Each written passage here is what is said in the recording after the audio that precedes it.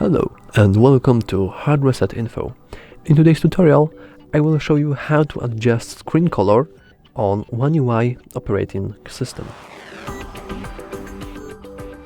First, I want to go to Settings. Scroll just a bit until we find the display option. Here, we can scroll a bit further and click Screen Mode. Here, we can click Neutral if you want to just have basic colors, or Vivid, and we can choose if you want more warmer colors or colder ones. But if we are still not satisfied, we can click Advanced Settings, and now we have full control of our display.